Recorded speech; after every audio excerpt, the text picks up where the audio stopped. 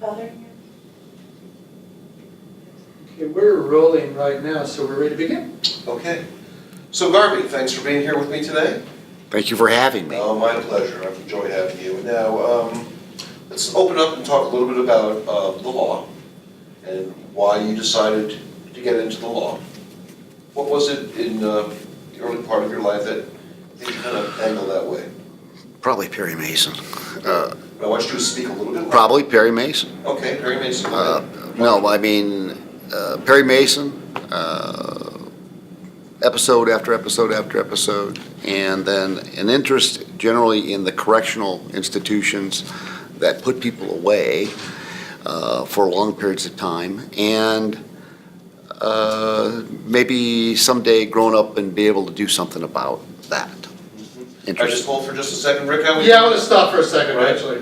How's your sound level? You need a lot hotter? It'd be nice. Okay. No problem. I'm gonna put a pause on this. Just in terms of, okay. Just reach across the table to me with your voice. And I'm gonna go out so you guys have a little bit more Sure. private. Yeah, It's yeah, not no, loud, it's it's good. It's enough. You relax. There's been enough. You're not, You know, you make me a nervous wreck, and I don't perform well. Okay. it's the blue shoes. Okay, let's roll, baby. Let's wait for Rick. Yeah, I'm ready. We're rolling right All now. right. So Garvey, let's talk a little bit about the law and why you decided to become a lawyer. How did that all start? Probably Perry Mason. I watched a lot of Perry Mason growing up. I saw To Kill a Mockingbird, Atticus Finch. I had friends and family members that went to juvenile correctional institutions, wondered how it was that all worked, and asked myself and my parents, how does one become a lawyer? And so it started at early childhood. What did your parents do? I'm curious. What did your mom and dad do? They were actually in the trucking business, and so there's my interest in trucking and trucking accidents and trucking law, and so I've defended trucking companies, and I've also had to sue a few for people that were injured by truckers. So let's talk about your chosen path in the law. What made you angle towards injury law and representing people who were injured or had that type of thing? You know, How did that work out? I just like tort law. I like the idea of the jury system, the Seventh Amendment, the right to a jury trial, and I want you to stop. I want you to begin again. And I want you to say the reason I got into tort law was. the reason I got into tort law is because I liked it in law school. I liked the idea of a civil trial practice as opposed to a criminal trial practice. I still am in awe of criminal trial lawyers, but it's not something that I would like to do. And so I have always gravitated towards the civil side of the law, have taken a great interest in the Seventh Amendment, belong to an organization, the American Board of Trial Advocates, that champions the right to a civil jury trial. And a lot of people have forgotten about the Seventh Amendment. It's something that I just have taken an interest in. Talk to me a little bit about the Seventh Amendment. What have people forgotten about?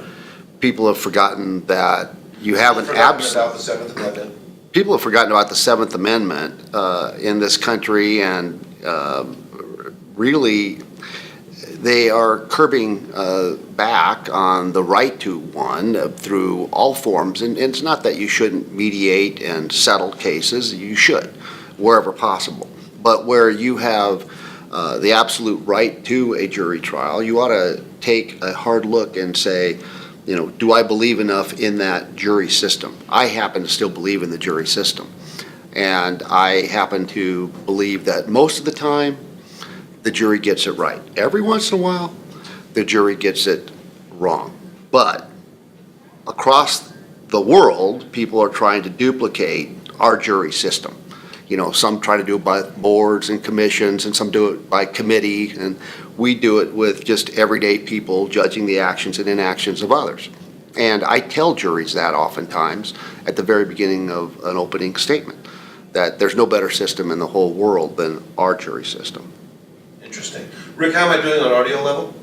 Audio level is good. We're not concerning ourselves with you at all, are we? No, I meant Garvey, of course. Okay, yeah, no, his audio level is great. Okay, good. All right, Garvey, let's talk a little bit about your clients. How do clients find out about you? Usually word of mouth. Start Usually, again and say, clients find me. usually clients find me by word of mouth. Somebody I've represented in the past. I tell everybody that if you feel that I've been fair with you, please tell somebody else that I was fair with you if you find that a person has been injured and seriously injured and has a legitimate claim where, not necessarily where they had no fault, but where the majority of fault lies with somebody else. And so I get it through word of mouth by being in the state of Arizona for the last 57 years. I came here at 3 months old from Illinois, and I have a unique understanding of the state of Arizona from the standpoint that I've had relatives living on almost every county. And I've tried cases in almost every county except maybe 4. So 4 out of 11 counties. Okay, now talk to me about some of the types of cases that you would be considered to be an expert in. And then begin the sentence, some of the cases that I am a specialist in. So some of the cases I've taken a great interest in, really, I like products liability cases, trucking cases, medical malpractice cases. I've represented a lot of professionals. I'm going to stop you, and I want you to start again because I like this list. Instead of like, I want you to say, I specialize in. I can't say specialized. Okay, what would you use then? I have a Instead of great- like? Well, I have experience in? yeah. Okay. So I have a lot of experience in dealing with medical malpractice, products liability, premises Start that liability. again and stop the, so I got it. So Begin that statement again, Okay. real clean. So my experience has been focused largely on products liability cases, premises liability, auto negligence type cases, construction accident type cases, and liquor liability, to just name a few. I am not a motorcycle specialist, but I have a broad range of experience with dealing with catastrophic injury type cases. So where there's an amputation, a burn, a brain injury, or any other, it doesn't have to be that, but I have a lot of experience in those kinds of cases. Okay, good. Now talk to me a little bit about your clients, and when they come to you, talk to me about some of the misconceptions that people may have about their case. A lot of times people think it's a bad thing. Hold for just one moment, please. Let's wait for this. Audio clear? Okay, that's good. Go ahead again. Sometimes people have misconceptions about their case in the sense that they will sometimes think that when somebody blames them for being at fault, that means that they don't have a case at all. That's just not true. We have a fault-based system in Arizona where everybody participates in a share of the pie, if fault is a pie, and everybody gets a percentage. And so hardly ever is there a situation where there is 0% of fault on anybody. Joe, please.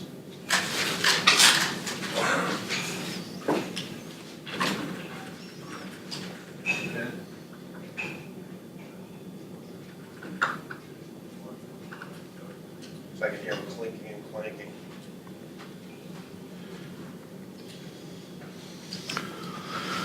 Hold that thought, Garvey.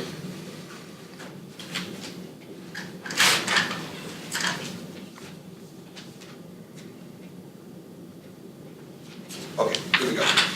So talk to me about some of the misconceptions that clients may have when they come to you about a case. So some misconceptions that a client might have is that they might think that just because somebody has accused them of being at fault, that they don't have a case. And that's usually just not the situation. We have a fault-based system in Arizona that says whoever could be or might be at fault probably shares a percentage. Now, whether that's 1% or 100% is ultimately the question. That's where I come in. I evaluate cases, and I don't usually take a case where a client is 100% at fault.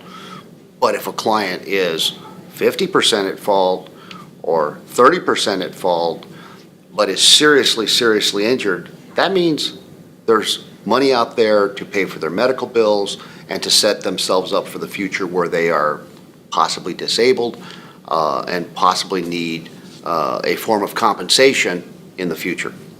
Talk to me a little bit about how you evaluate a case and how you help people understand what their case may be worth. So this is one of my strengths is in the ability to evaluate the case. I've been told that by insurance companies that I've represented, insureds that I've represented on behalf of insurance companies, and I think that plaintiffs who come to me know that I can fairly evaluate a case. I'd like to say that I take into account all of the factors, the strengths of witnesses, the likability of the client, the likability of the opposition, if you will. Sometimes people really, really like a medical doctor, for instance. Some people really don't like motorcyclists. Some people really don't like truck drivers. It's not because motorcyclists and truck drivers are bad people, it's just that there's sometimes a stigma associated with that. And so you have to be able to evaluate the likability of the opposition, the likability of the client, and also the facts as they turned out. Was the light green? Was the light red? Who's going to believe who? And so believability and what's going to sell or what's going to be believed ultimately by the fact finder. And having done this for 28 years, I can fairly evaluate what a jury is likely going to do. Very good. Now talk to me a little bit about the insurance companies. What are your clients' perceptions of the insurance companies that are accurate, and what do you know that they don't know? So insurance companies, I've spent the major part of 28 years representing at least one insurance company at one time or another, except for a 7-year period in there where I had exclusively plaintiff's practice. The insurance companies that have hired me like me from the standpoint of having known and done plaintiff's work and knowing what let's start over. Sure. What I'm trying to get here is, what we talked about downstairs is what are some of people's perceptions about insurance? What do they need to know as they approach this about the insurance company and what their agenda is? I got it. So, having had experience representing insurance companies and insureds, when I represent a plaintiff, I know what the insurance company is looking for, what they need. Ordinarily, it's documentation, documentation, documentation. Now, even if you provide all the documentation that you think is reasonably necessary for an insurance company, sometimes it's still not enough. And so you have to have the ability to speak to that insurance company and or their attorney and convince them that your side is going to carry the day. And that is what I try to do and have become successful at doing.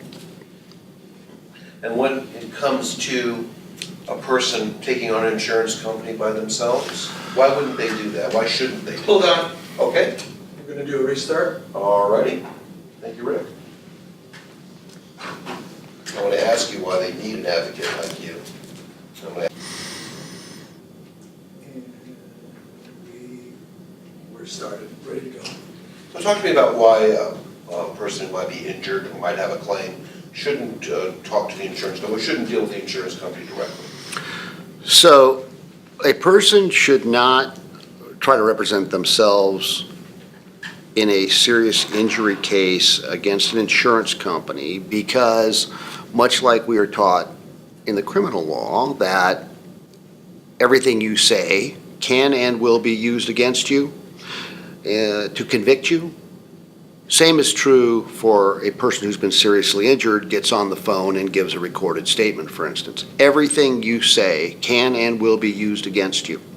So you have to be very careful in what you're saying to an insurance company, because if you were to slip and say, I'm feeling fine today, and it's 3 days after the accident, and thereafter find out that you have a ruptured vertebrae and never knew it, they're going to say, well, you felt fine and you heard it after after that conversation. So, first of all, there's all kinds of documentation that an insurance company wants, and an insurance company needs. You don't know what they're looking for. And then there's the dangerous statement made out of and taken out of context. And so it is better to go hire a lawyer that is aware of what the insurance company needs and wants and is looking for. Okay, and at what point in the process, let's say we've had an accident or we've had an injury, at what point in the process should you be retained? Preferably, I should be retained if an accident occurs sooner rather than later. Start that again and make that statement start clean with, Sure. I should be retained Yeah. in a clean way. Can you restart? Sure. Stop it when you're ready. So if the question is, when should I be retained? I should be retained as quickly as possible so that the facts are fresh. My investigators can interview witnesses, document the memories that are fresh in people's minds, because as time goes on, memories fade. And what is said early on following an accident is considered in a court of law much more reliable than what is said a month later, 6 months later, a year later, and 2 years later. You only have 2 years ordinarily to bring a lawsuit for a personal injury claim. And the sooner you get on it, the better. Okay, and so let's talk a little bit about insurance companies as the big bully. Let's talk a little bit about insurance companies and their intimidation of normal people, of regular people. What type of things do you prepare your clients for when you're taking on an insurance company? So the insurance company being viewed as the bully is sometimes true and sometimes not true, but you can never err on the side of taking the risk and just assuming that they won't be, because there's too many insurance companies out there that are.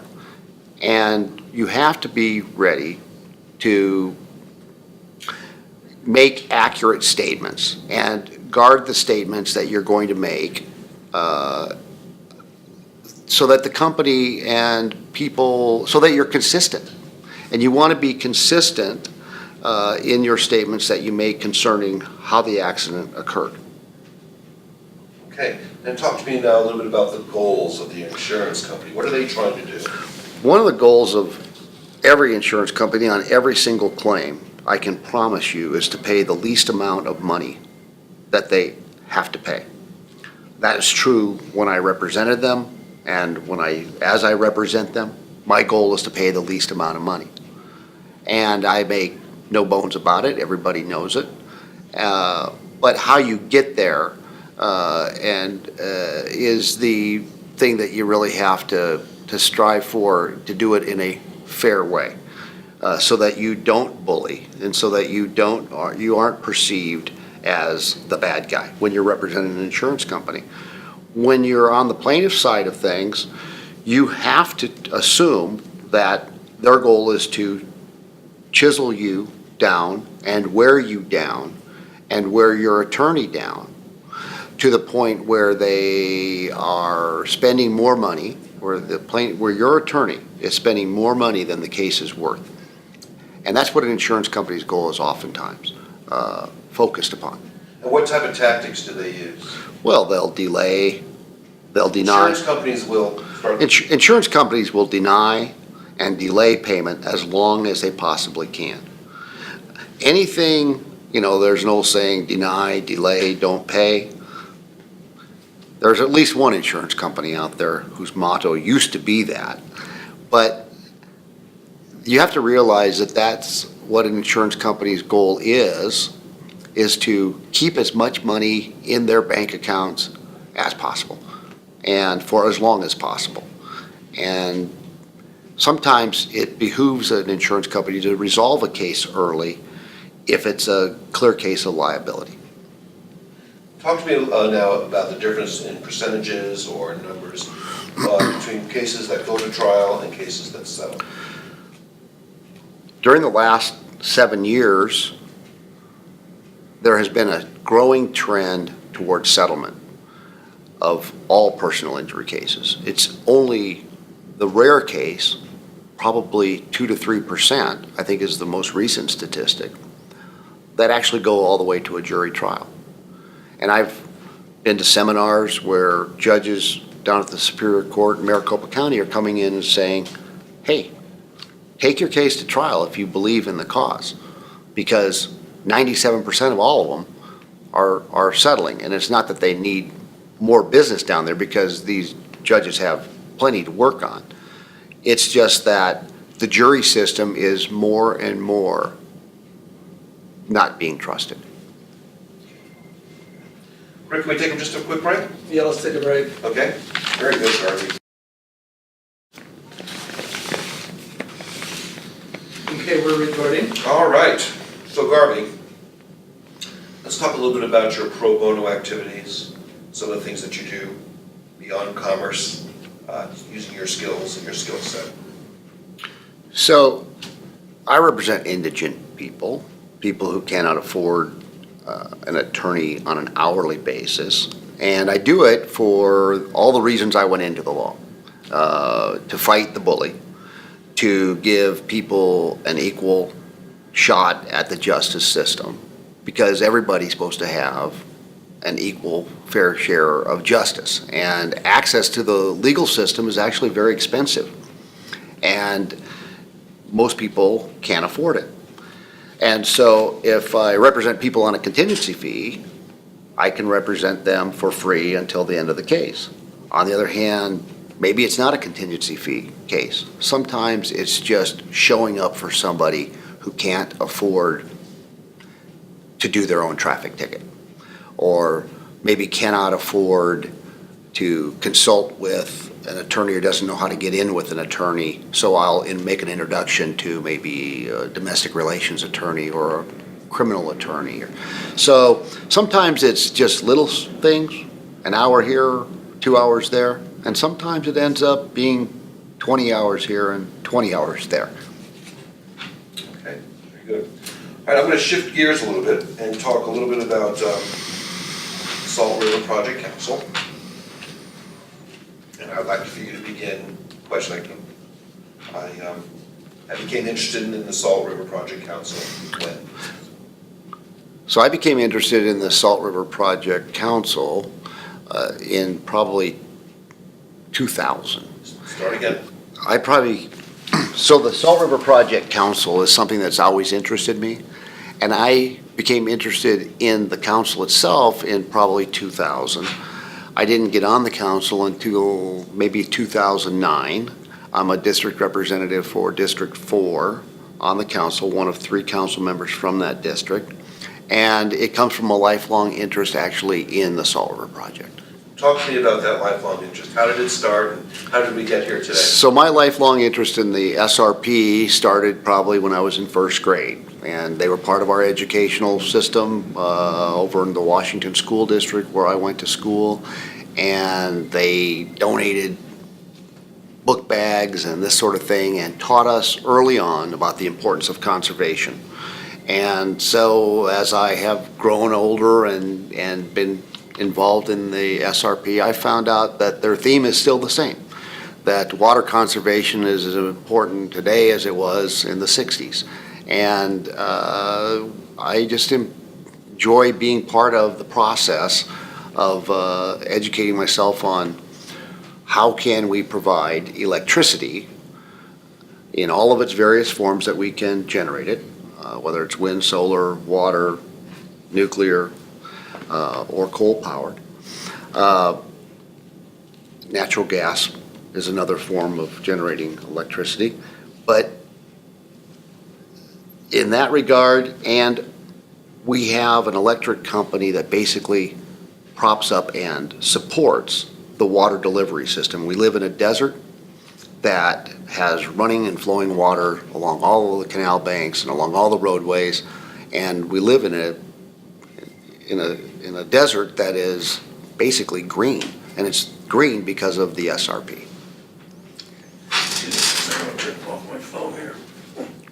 Okay, so how do you, as a member of the council, how do you affect the lives of everyday people, your constituencies? By listening, I affect them. I can affect the lives, I'm sorry, let me start over. Take your time. You're doing fantastic. So the SRP gives me an opportunity, being on the council, to learn of various ways to make sure people know all of the various ways to keep their electric bills low, or the lowest possible, because electricity isn't cheap, especially in the summertime in Phoenix. And giving people access to information within the SRP to get the most bang for their buck. And when we talk about water rights and that sort of thing, then that gets into some legal issues. You have to go find the right people to navigate how to resolve an issue in an irrigation district, for instance. People don't know how to do that, and they don't know who the person is to call. So somebody can call me, and I can tell them who to call. Very good. Let's talk about your two different constituencies, perhaps the landowners as well as the people who actually use the water. Yeah, so in the SRP, there's two companies in one. There's the electric side of the company, and that's called oftentimes the district. And then there's the association side, and that's the water. And the question is, That's okay. Actually, it's not even a good question. That's okay, that's fine. Let me back up just a little bit, let's talk a little bit more about SRP. And talk to us about how your position on the council has influenced you as a professional. So- And I would begin the response with, by being a member of the SRP council. by being a member of the SRP council, I've had to get involved in educating myself on all forms of alternative sources of energy, and to become educated on water and how it feeds our great state. Everything from the Colorado River to the Salt River, the Verde River, and our lakes that serve as our reservoir system. And there's a governmental entity, and it's called the president, the council, and the board of the SRP. And then there's a management system at the SRP that is actually governed by this governing board. And it's a wonderful form of government that has checks and balances to it that benefit the landowner and the ratepayer. The landowners have their rights to SRP water into perpetuity because our forefathers pledged their land so that the dam up at Roosevelt Lake could be built. And that was done between 1903 and 1910. And we have this great, wonderful governmental system set up that governs the SRP through all of its checks and balances to make sure that that water runs into perpetuity to every owner of a piece of land that was ever pledged. And then we have an electric company that basically props up and supports the necessary finances for that water delivery system. So all the ditches, all the canals, all the lakes that you see around the state that are part of the SRP system are supported by the electric side of the company. Very good. Okay, I'm gonna wrap things up by asking you one more question, back to the law, just for a moment. It just occurred to me that I wanted to ask you this. Why should people retain you? Why should people in the law who have been injured, what is it about you, do you think, that is different or that is exceptional about the way you treat your clients? And why people should come to you? And I think I'd like you to begin this answer by saying, people should consider me for their attorney because. People should consider me for their attorney because I'm going to deal with them fairly and squarely. And from the outset of the representation, I will ask you some very personal questions. And I'll want to know about your background and your history. And I will represent you zealously and honorably, and as though we were going to go to a jury trial from the very beginning of the representation, that we will prepare as though we were going to trial, so that we'll be prepared to get the best settlement possible, if that's the route we're going to go. And at the end of the day, evaluate the amount of time I have spent on your case to determine what the fee will be. Okay, I want to take another crack at that, and I want you to begin it the same way by saying people should consider each from their attorney. And I want you to stay on the agenda because I'm fair, I'm honest, I have a track record of getting things done the right way. I don't want you to tell me so much about what you're going to do. I want you to talk just a little bit about why you're the right choice for people, okay? And the answers involve honesty, a great track record of success, a reputation for honesty, regardless of which side of the case that you're on. That is your reputation. Okay. You should consider me, People should consider me to be their attorney because. people should consider me to be their attorney because I'll be fair with you. Start that again, please. It needed to be stronger. Gotcha, yeah, I agree. You're really now, you're gonna sell me now. Poke you right in the eye. There you go. Okay. You're doing great, buddy. I know it's tiring. Go ahead. People should consider me as their attorney because I'll be fair. I'll be honest with you from the very beginning until the end. And at the end of the day, you'll have the best result possible that I can start over. That's really good, Garvey. Just keep that with us. Don't worry about it. Go ahead. People should, Start again. people should consider, No smile. people should consider me as their attorney because I'll be fair, I'll be honest, and I'll be forthright with you from the beginning until the end. I'll prepare your case as though we're going to trial, from the outset of representation until the time of settlement or until we actually do go to trial. One more time. One more time. Well, let me ask you again. This is important. If I was choosing between you and another very well respected attorney who was also recommended highly, why should I hire you? Well, you should hire me as your attorney because I will be fair, I'll be honest, I'll be thorough from the very beginning until the very end. And I need to start this all over. I can't, Okay. I need to come up with some buzzwords that Well, I just hit. I think it has to be, I will be fair. I will Fair, be straight, I fair. will be absolutely honest with you from the beginning until the end.